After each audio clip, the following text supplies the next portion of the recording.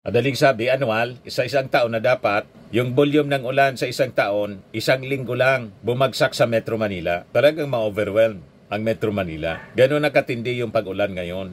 Kaya nakita ninyo, hindi lang dito sa Metro Manila, sa Pilipinas, kahit sa China, sa Taiwan, sa Singapore, sa Amerika, sa Japan, sa India, sa Himalayan region nga po, bundok na yon. Baha at landslide din, mga kababayan. Parang nabutas yung yung pinakita ko sa inyo noon. Last week yata yon. Parang nabutas yung langit po. Parang may dam sa langit na nagiba yung flood control. Talagang ganon katindi ang bagsak ng ulan. Ilalo na aggravate po, mga kababayan, sa mga anomalya, sa mga flood control projects. You see? So, lalo dapat, mga kababayan, aayusin. Dapat na maayos ang ating mga flood control systems.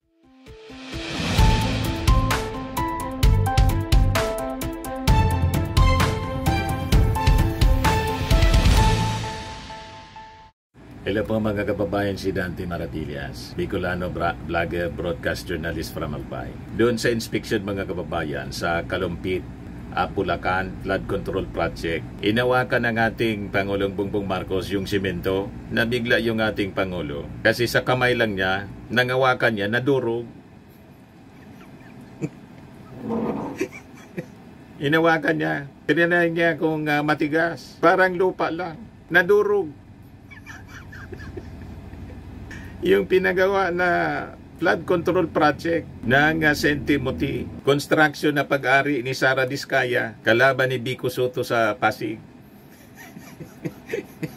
Panoorin natin yung ating Pangulo. Ayan o.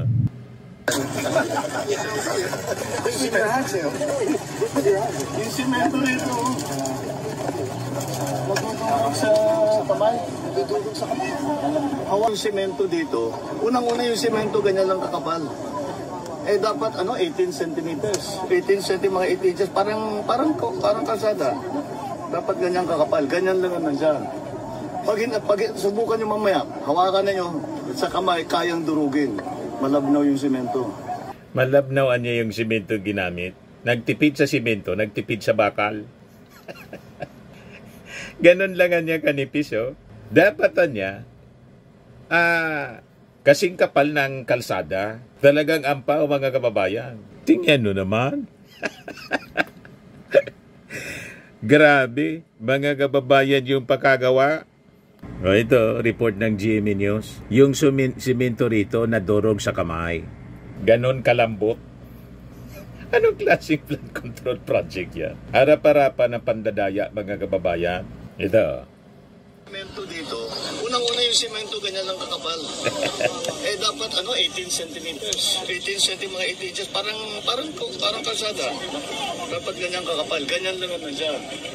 Pag subukan nyo mamaya, hawakan na nyo sa kamay, kayang durugin. Malabnaw yung simento na ginamit. Butas-butas na po. Nagtipid sa... Tapos, meron dapat desiltation. Dapat doon na naman sa kontrata.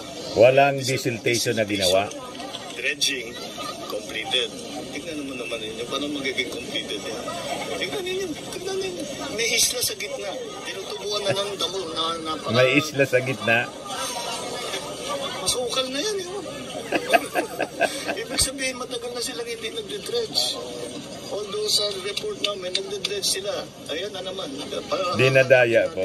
Walang dredging na ginagawa. Desiltation. Sa private. Pero kumobra. Kailangan managot sila dito sa kanilang ginawa. Managot sila. Huwag sila managot sa akin. Managot sila dito sa mga tao dito.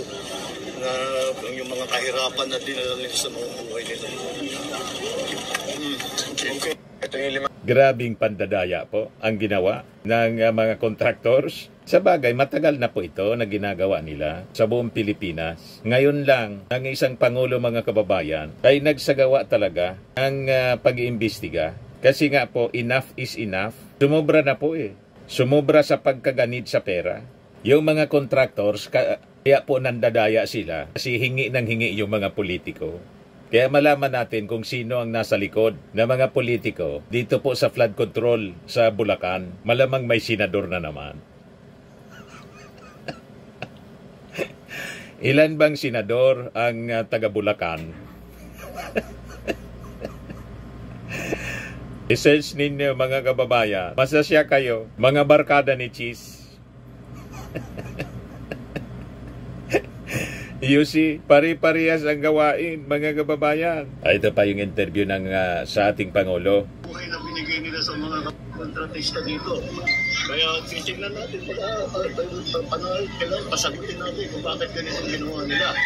Mas mabuti pa, dapat pumunta sila rito, pakita nila gano'ng kahirap ang buhay na binigay nila sa mga kababayan natin. Kailangan pasagutin natin kung bakit ganito ginawa nila. Mas mabuti pa, dapat pumunta sila rito, pakita nila gano'ng kahirap ang buhay na binigay nila sa mga kababayan natin. Di ba, kaya gagawin namin ngayon na naalaman na namin. Mabuti nga yung website nandyan at marami nang nagsusumbong. After, basta gamitin mo yung sa pagpunod. Sige, ipagpunta yun. Pag-report ko. Direkta niyang kinakausap yung mga tao. Lahat na nga, report namin yun para alam namin. Pati sa press, report namin yun para alam namin lahat. Dahil hindi pwedeng ganito ang bihira. This has been going on for years. Kailan inumpisa nito? Itong tayo.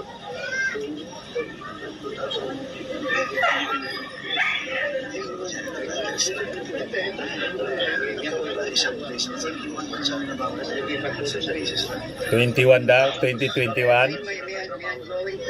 Panahon ni Digo.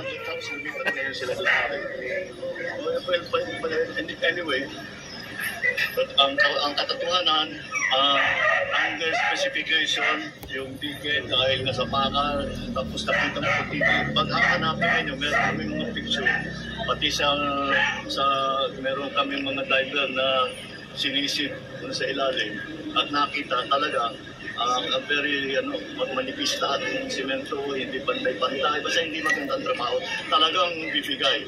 Kaya bumigay na nga. Kaya kailangan nila sagutin kung bakit ganito. Pero ang hirap dahil ipapakita natin ito. What possible excuse do they have for not doing this? Hindi ko maisip. Dredging pa dapat. Tapos, ito pa. Lahat ng flood control may kasamang dredging at saka desiltation. Anong sabi mo sa akin, Chairman? Minsan di ka pa nakakita ng desiltation dito. Kasama sa kontrata yun. Walang desiltation. Yung inaano namin, sabi na, nandun din sa record na may desiltation dun. Nakita nyo ba? Ang babaw na, natubuan na yung lupa, natubuan na ng laman. Ganun katagal sila hindi nagdidisil. May isla na sa gitna ng ilog. Nagulat ako sabi, yung gitna ng ilog. May isla na sa May isla na. Ay, nako.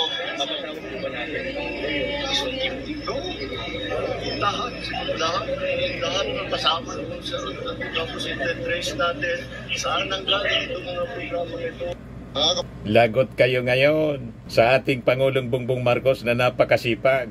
O ngayon, naisip po ng isang kongresista na bigyan ng emergency powers yung ating Pangulong Bongbong. Special emergency powers to PBBM. Sabi yan ni Congressman Libanan, minority leader. Yung lead prosecutor po sa impeachment complaint siya ni Sara Duterte, for peace representative. So sabi dito sa balita, House Minority Leader Marcelino Nonoy Libanan suggested that Congress could grant President Marcos special emergency powers to respond better to the flood problem. Libanan said that through this congressional action, President Marcos could overcome bureaucratic delays and legal obstacles and in turn enabling faster procurement, right-of-way acquisition, and relocation of affected families. Sabi po ni Libanan, ito anyang special emergency powers could include fast-track authority for procuring flood control equipment and materials, the immediate relocation and compensation for displaced families, and realignment of certain budget items to fund urgent flood mitigation measures. Incidentally, the House, through the Committee on Appropriations, is about to launch formal discussion on the 6.7 trillion pesos na National Expenditure Program or NEP for 2026 this coming Monday, August 18. Lebanon also warned that harsh climate change is bound to worsen flooding in the country in the years ahead. He cited scientific studies by the Intergovernmental Panel on Climate Change that predict more frequent and intense rainfall events in Southeast Asia. We cannot wait for the next big flood, anya. Disaster before acting. Every year we delay. More lives, homes, and livelihoods are at risk, sabi po ni Libanon. Hindi lang anya sa Metro Manila nangyayari ang grabing pagbaha. Severe flooding now affects provinces from Northern Luzon to Mindanao. This is a national crisis that demands a countrywide solution, sabi po niya.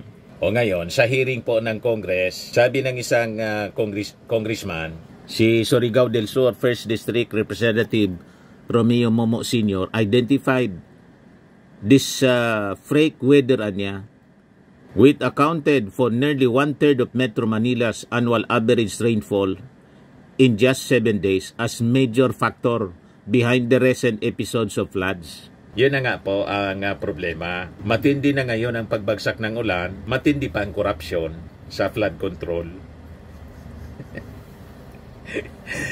Kaya nagpapaimbestiga yung ating Pangulong Bongbong Marcos. Kaya nagapagtatakaan niya. Wala man lang epekto. Yung mga flood control projects, yun pala, aros lahat, ampaw.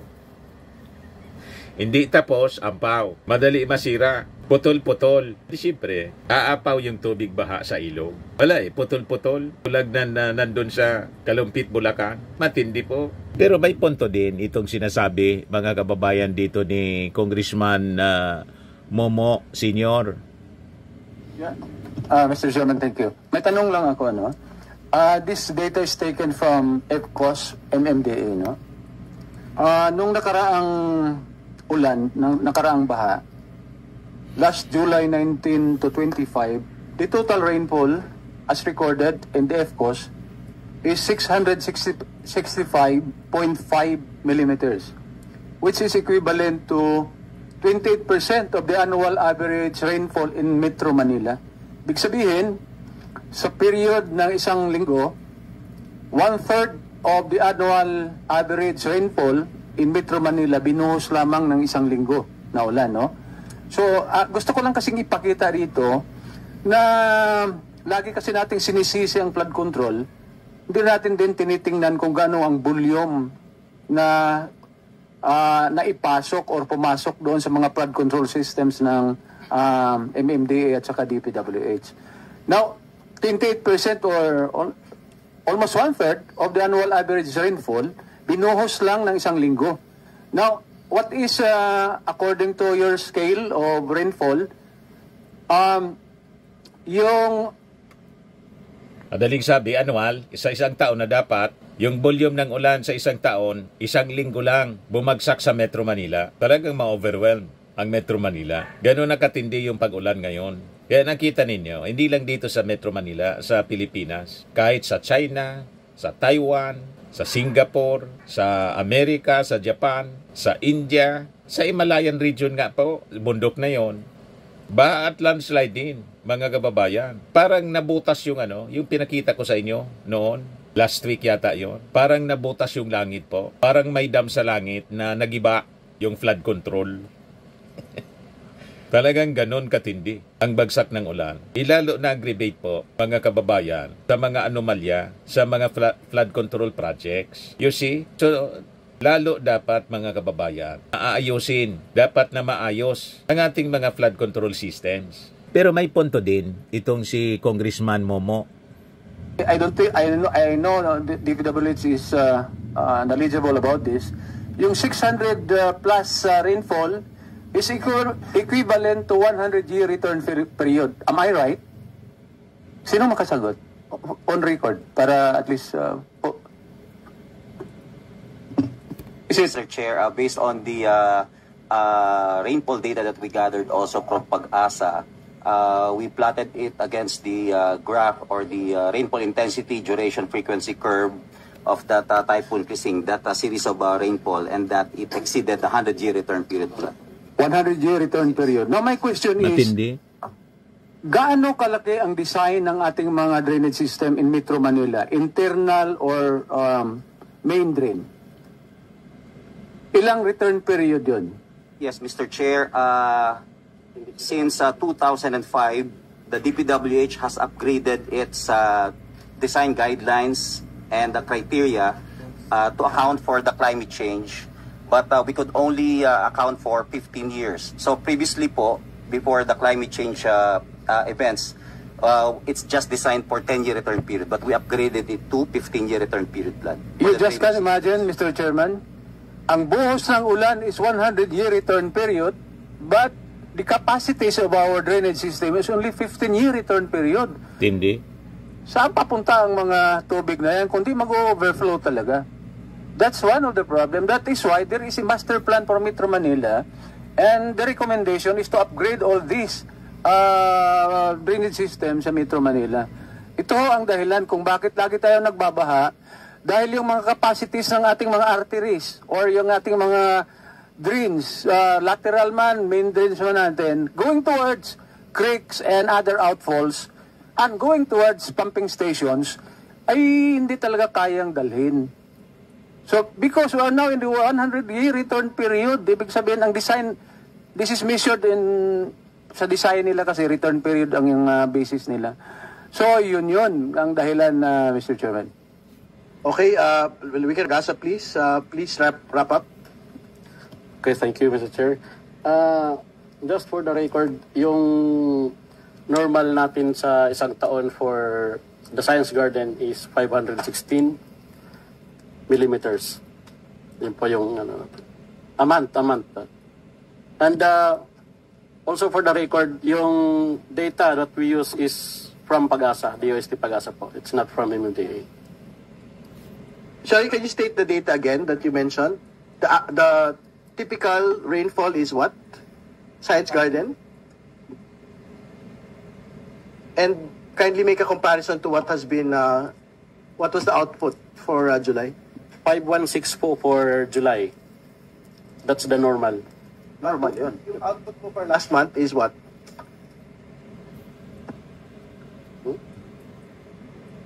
Ay, July rainfall is 956 millimeter. Do you confirm this number, please? I can confirm lang, galing ito kasi sa MMDA cost. I think it's for 1 week, sir, Congressman. 1 week lang yan. Hindi, ang 1 week nila is 600 plus. Yung kanilang 1 month is 900 plus. Meaning, sobra talaga din sa average niyo. Dahil ang average niyo is 500 lang. Do you confirm this, please? That's sir. Abnormal na yung bagsak ng ulan, abnormal din po ang kurakutan. Ay, normal pala ang kurakutan. abnormal yung abnormal yung pagbagsak ng ulan, yung panahon abnormal. Ang naging normal, mga kababayan, yung korupsyon. Talaga may problema po. Kaya hindi ito tatantanan ng ating Pangulong Bongbong Marcos. Puubusin ito. Iikutin ng buong Pilipinas. Lahat ng flood control, titingnan niya para papanagutin ang mga kurakot, boss, contractors, and yung nasa likod ng mga politiko. Hindi ko na niya kaalyado. Iba blacklist, mga kababayan. Hindi na bibigyan ng kontrata. Bawal na sa kanila ang mangontrata sa gobyerno. Tapos kayo ngayon, taghirap ang kaiinat na ninyo. Sabagay, marami na kayong deposito sa bangko. Mag-ibang negosyo na lang. Pero wag na sa gobyerno. Kasi sa gobyerno, tinugas ninyo yung gobyerno.